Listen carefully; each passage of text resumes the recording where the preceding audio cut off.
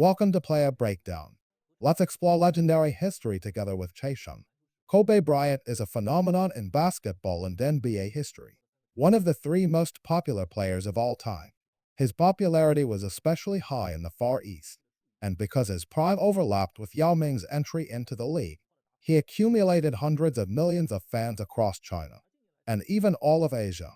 Kobe's obsessive personality, his beautiful playing style, and his dramatic career were all filled with the aura of an idol.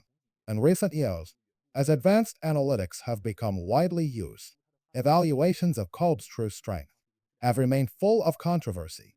Although he is commonly viewed as a stable top minus and all minus time player, Kobe's integrated modern metrics often rank far below players of his tier, or even below players with far lower historical standing.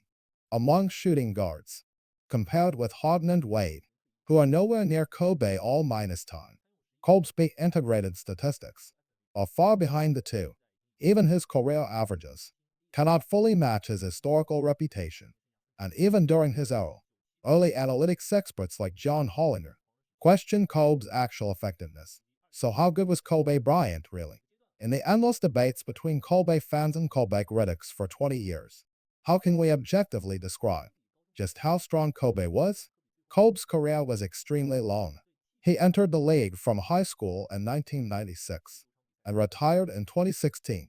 Across these 20 years, he was decorated with countless accolades: 11 all-minus NBA first teams, 9 all-minus defensive first teams, 1 MVP to Finals MVPs, 5 championships, and now 4 all-minus star MVP trophies named after him. We can roughly divide Kobe's career into 4 stages: 1997-2000 for the Shaq minus Kobe era, 2005-2007 the scoring minus machine era, 2008-2010 the Alpha Eater Championship era, 2011 and after the late minus career years. In each stage, Kobe's style, skill set, and approach were all noticeably different. Let's begin with Kobe's first 3 years. Entering the league straight from high school, before the 3 minus speed years, Kobe's biggest early achievement was becoming the only player in NBA history to be selected as an all-minus star starter while coming off the bench for his team. In the 1997-98 season, Kobe played 79 games, yet started only once, but still finished second among Western Conference guards in votes, and was named an all-minus star starter. That alone shows his immense popularity. In 1997, he won the slam dunk contest with a between minus the minus legs dunk, which may have boosted his early fame. According to his autobiography, Kobe was physically overmatched in his rookie season, so in year 2 he added significant muscle, and his scoring jumped from 7.6 points to 15.4 points per game. But Kobe truly became a force in the 1999-2000 season. After 4 seasons of polishing his game, Kobe's playing style had essentially taken shape in 2000. A perfect guard to complement Shaquille O'Neal, Kobe's archetype was formed because of Shaq's presence, and those skills would benefit Kobe many years later as well. Playing next to Shaq, Kobe developed 3 elite skills that became the gold standard for shooting guards. First, elite on-minus ball perimeter defense. Kobe's defensive peak in live view was in 1999 and 2000. He could defend both guard positions. His lateral movement was excellent. He fought through screens. And at age 21, he could constantly lower his center of gravity, take tiny sharp steps, and disrupt ball handlers like a moving screen, rotating in front of them. In 2000, Kobe combined strength and speed with extremely proactive rotations on dream contests. Those 2 seasons were the only times in his career his block rate exceeded 1.5%, reaching a massive 1.9% in 99. The 2000 season also marked Kobe's best defensive rating, 98. No other season in his career saw him below 100. Second, passing, especially into the post. Kobe wrote that as he refined his scoring skills, passing to Shaq became easier, jumping into the air, drawing defenders, then feeding Shaq underneath. Compared with many wings, Kobe was elite at entering the ball to big men. Playing with a dominant center shaped Kobe's habits. He always tracked the big's movement, used screens effectively, and consistently created interior opportunities.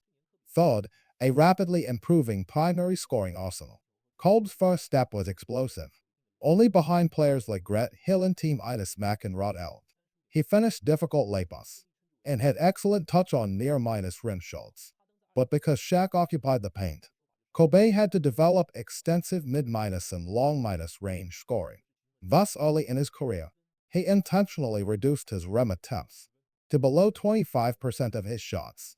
Kobe mastered the pull-minus up jumper and developed heavy-minus rotation spin moves.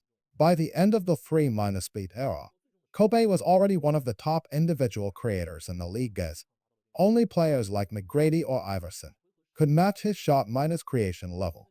In the 2003 season, Kobe's usage rate reached 13.9%, even surpassing Iverson.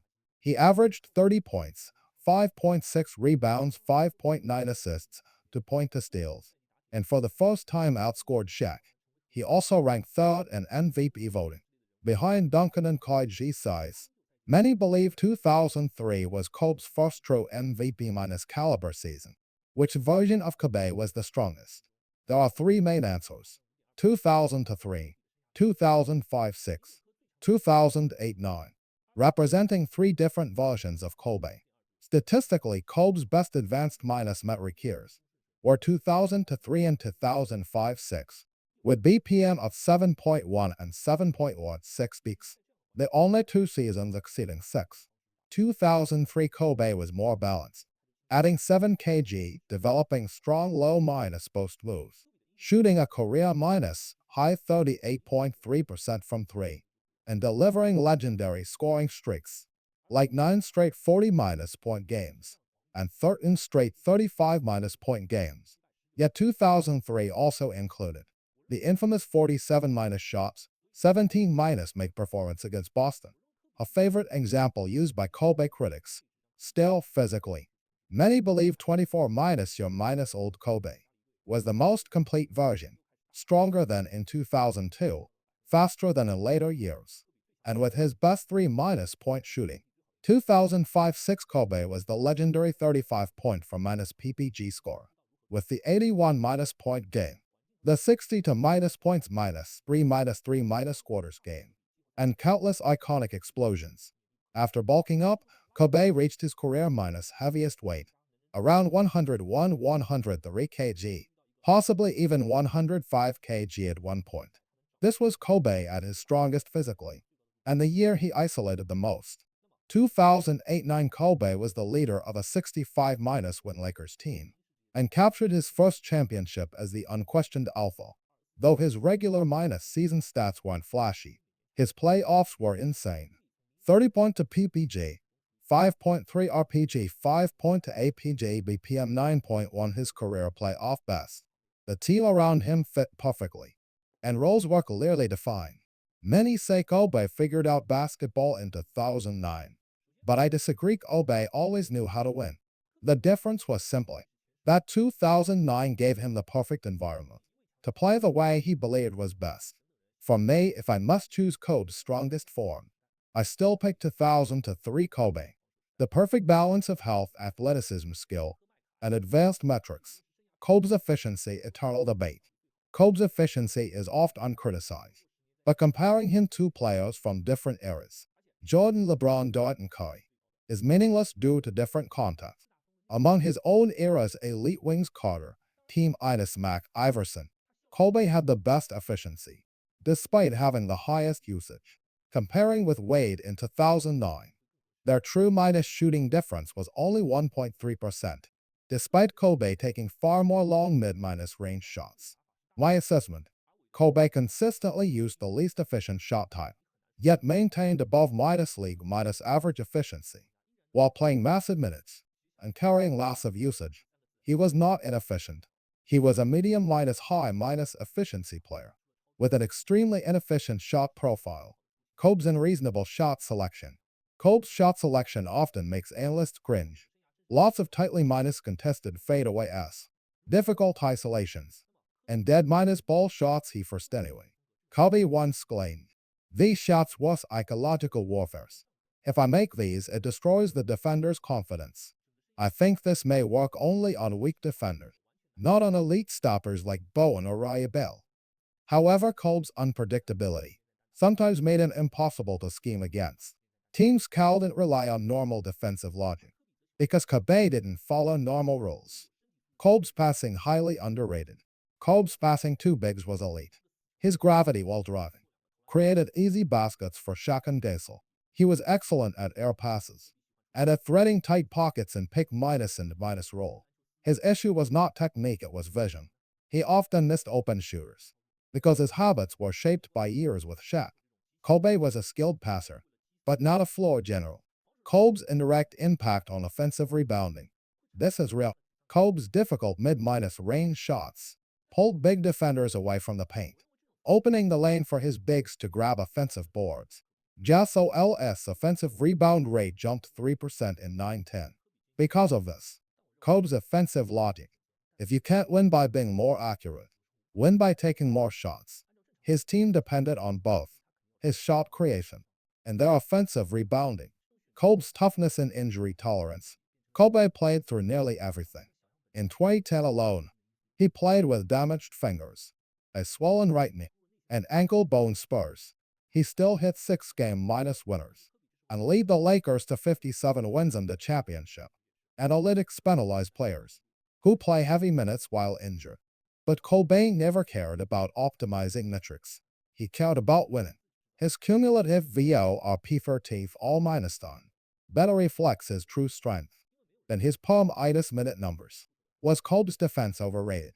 Kobe has 9 all-minus defensive first teams, tied for first in history. But this is likely the most overrated part of his resume. After 2001, as his offensive load exploded, his defensive consistency dropped sharply. He was still capable in key moments, but on a large sample, he was more average than elite. His defensive peak was around 2000. Later, he saved energy, rarely contested at the rim, and focused on key defensive possessions. Much of his defensive reputation was based on reputation in highlight moments, not season minus long impact. Realistically, he probably deserved around 5 all-minus defensive first teams, not 9. Kobe's all-minus 9 ranking unprobable players.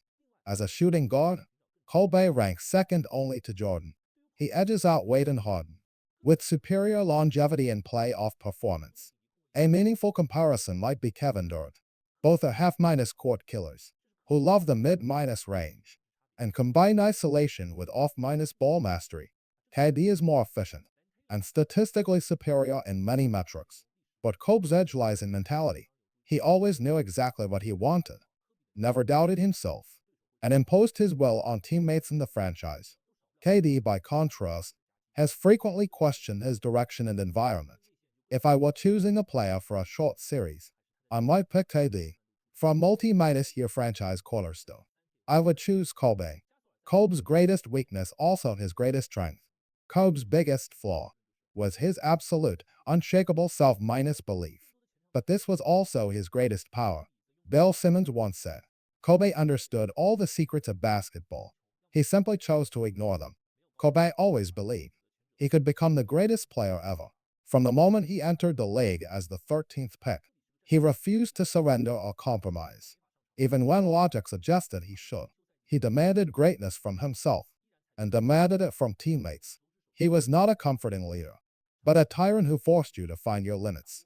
To Kobe, Mamba mentality meant, we do not quit, we do not run, we endure, and then we conquer. To me, Mamba mentality means the confidence to challenge everything, the courage to fail repeatedly, and the will to keep believing and keep walking, no matter what. Basketball needs Mamba mentality. Sports need Mamba mentality. Life needs Mamba mentality. Thank you for watching my channel.